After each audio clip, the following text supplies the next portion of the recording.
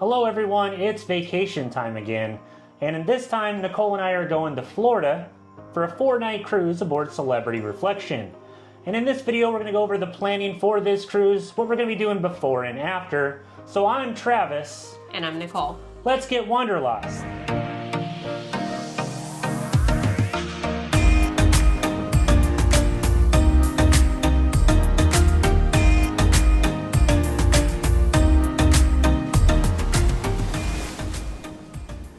So during the intro I said we're flying to Florida for a cruise on Celebrity Reflection, and this is going to be out of Fort Lauderdale, Florida.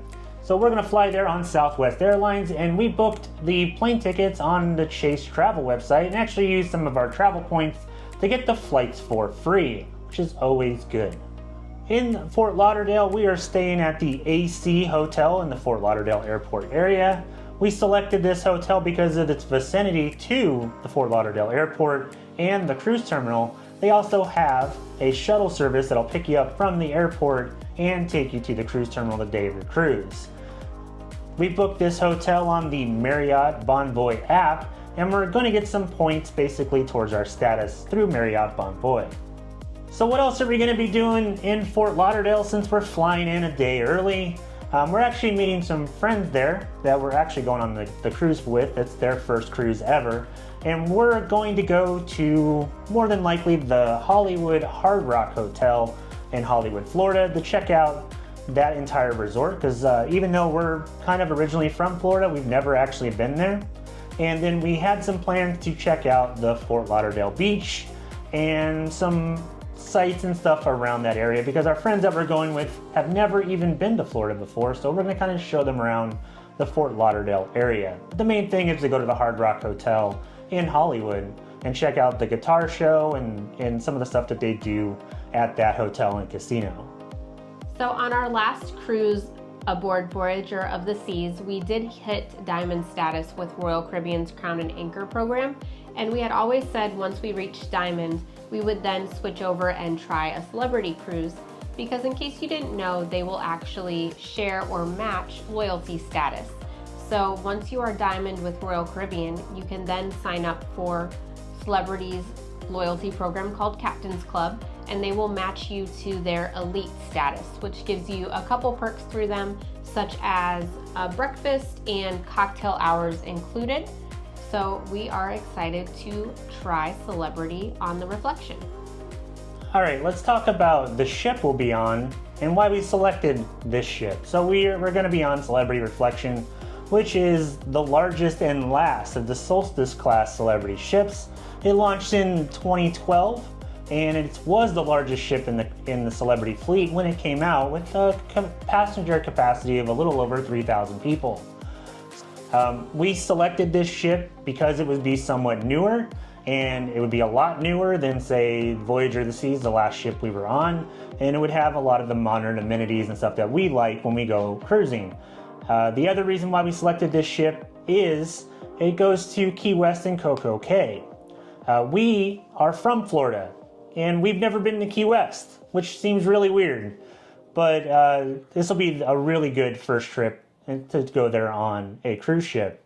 And then Coco K, if you didn't know, Celebrity started sending their ships there this year. It started with Celebrity Reflection, and they're also going to send some of the Edge class ships there as well. All right, so how did we book this cruise? We used cruise.com, which had the best deal of any of the websites, including the Celebrity website, for this itinerary.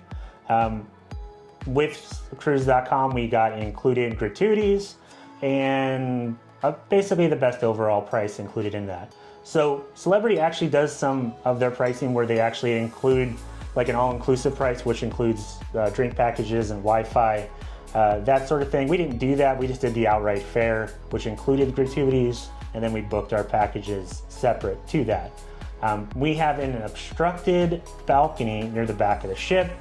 If you watched our answering questions about Royal Caribbean Cruises video, you know that we recommend cruise deck plans to see what type of obstruction you're going to have on your cruise if you're booking an obstructed balcony, and we did that, and the room that we have just has an obstruction below it, and our view straight ahead should be perfectly fine, which is okay with us. We're not really worried about what's directly below us on a cruise ship. For the packages, as I said earlier, we did not do the all-inclusive package. We booked the non-alcoholic drink package for the both of us, as we don't really drink that much alcohol. And I kind of think the Wi-Fi on the ships lately has been way too expensive. So we haven't been booking Wi-Fi on our last couple cruises unless we get a ton of onboard credit. So we'll have the non-alcoholic drink package, which something different about Celebrity is that if one person in your room gets any of the drink packages, everybody in your room has to get it. So I will have the non-alcoholic drink package, and so will Nicole, rather than just me having the soda package like we normally do on Royal Caribbean cruises. All right, as I mentioned, we are going to Key West, Florida and Coco K. Nicole, what are we doing in these ports? So in Key West, we do not have any excursions booked. Currently, the plan is to check out the port, see some of the sights. We do have a few bars and restaurants in mind that we have seen online and heard good reviews of that we want to check out. Some of them are Blue Heaven, which is supposedly known for their key lime pie, so I'm pretty excited about that. Louie's Backyard, and then Seaside Cafe at the Mansion. Those supposedly have very good lobster pizza and coconut shrimp, so that is always exciting. And then also the Butterfly Museum. From what I've seen, it's about $17 per person, but they have tons of butterflies, plants, birds, and it looks like a really cool experience. So most likely we will check that out as well. And anything else that we can find while we're there, the southernmost point for a picture, the touristy stuff.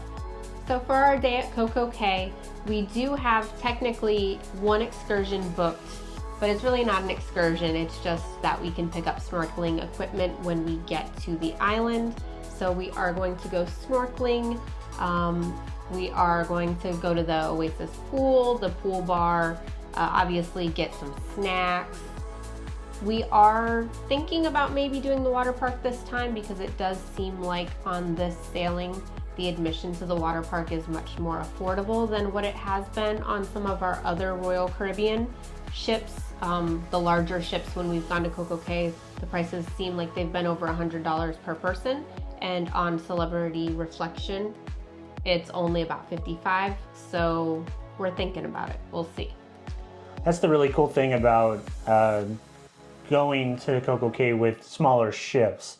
So we checked through the Cruise Mapper app, and the day that we're going to be there, we're going to be in the same day as Grandeur of the Seas, which is one of Royal Caribbean's smallest ships. And with that, a lot of the prices on Coco K are going to be lower because you don't have a gigantic Oasis class or an Icon class ship there with you. So there's less people. So Royal Caribbean's demand pricing means that the prices will be lower while we're there, which should be good. One of the things about this cruise that we're kind of apprehensive about booking was that it's only a 4-day cruise. We live in the DFW area in Dallas-Fort Worth, and traveling all the way to Florida for a 4-day cruise is a lot of money for not a lot of time on vacation. So we kind of wanted to kind of show what else you can do while booking a shorter cruise. So after we get off Celebrity Reflection and we're done with the cruise portion of that vacation, we're actually going to take the Brightline high-speed rail from the Fort Lauderdale area all the way up to Orlando. We booked the Brightline train through the Brightline website. We found a coupon that gave us basically buy one, get one, or 50% off, however you want to word it. And we're actually really excited to try the high-speed rail. It's something that I grew up in California, and they were talking about high-speed rail forever. I know the Brightline was in planning stages for a while we lived in Florida. And it's going to be really exciting to kind of get on that train and see what it's all about, especially after our last couple of trips to Europe where train travel was awesome.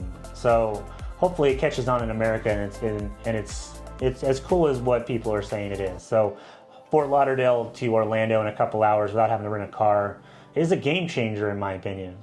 So after we get off the Brightline train, what are we doing in Orlando, Travis? Well, we're going to go to... I can't work in these conditions. Just give me a second. Hold on. Give me a second. All right, that's better. We're going to Universal Orlando Resort. All right, so why the shirt change? It's Jurassic Park. We're going to Universal. I love Jurassic Park, as you couldn't tell up here. But in all seriousness, we are from the Orlando area, and we had annual passes to Universal Studios or Universal Orlando Resort for a very long time. And when we moved to DFW before the COVID and stuff, one of the things that I always missed was going to Universal. So when we were putting this together and we were talking about doing a 4-day cruise, I said, let's do Universal. Let's kind of show what we can do with a cruise, a shorter cruise, and then taking the train up to Orlando and doing one of the best theme park resorts in the entire world in Universal Orlando Resort. So that's what we're gonna do.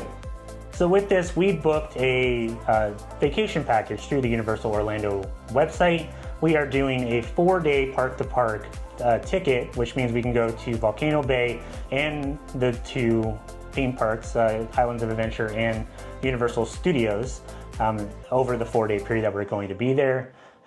We have not been to Volcano Bay since it first opened. I think we were there the first week or the second week that water park was open, and it would be really nice to see what it's like since then.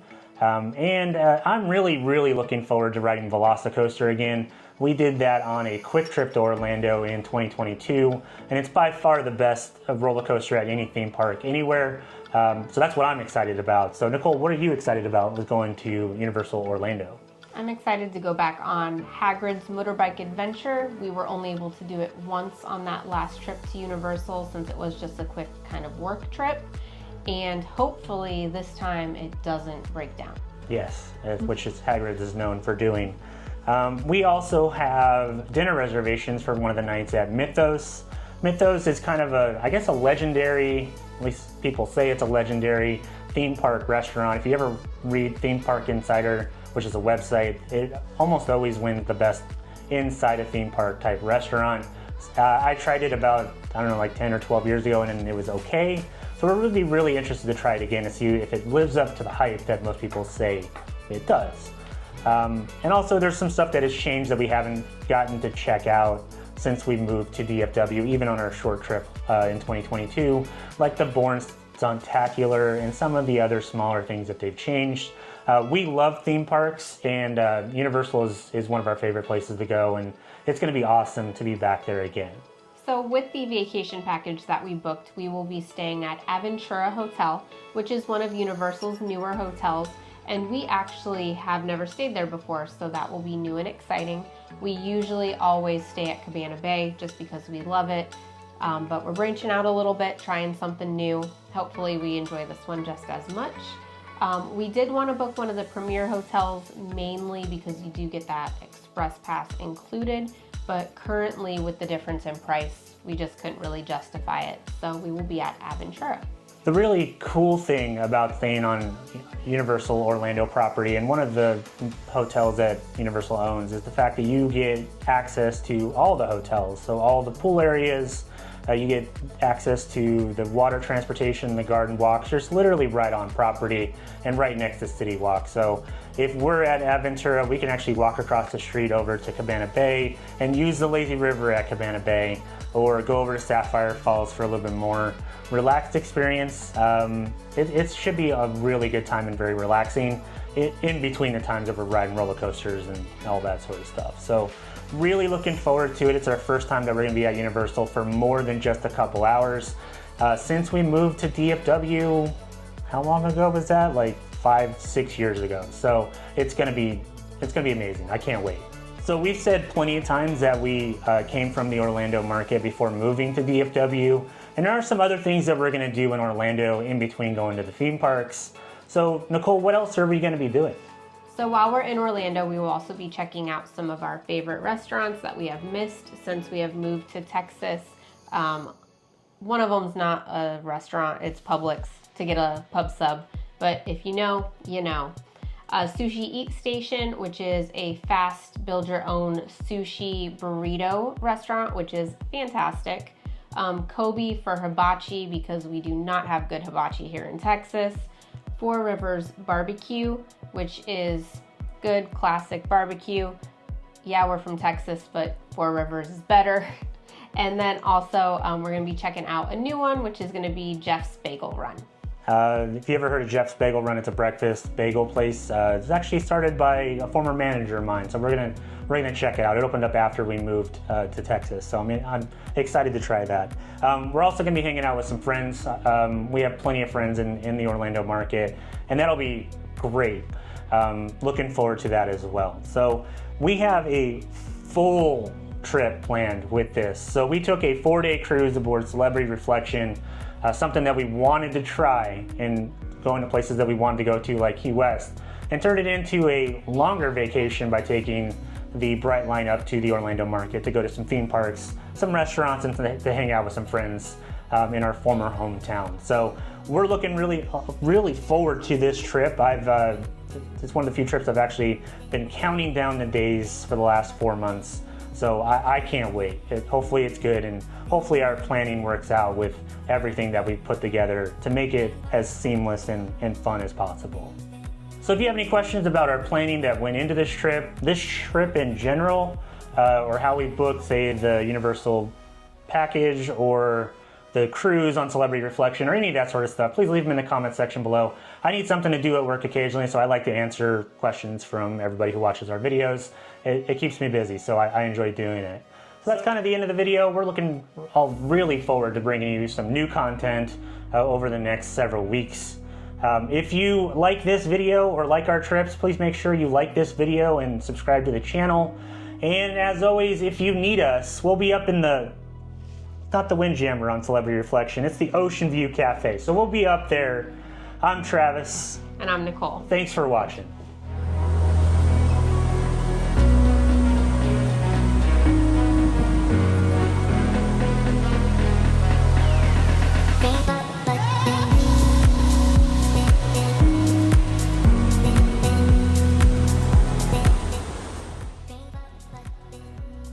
You have anything?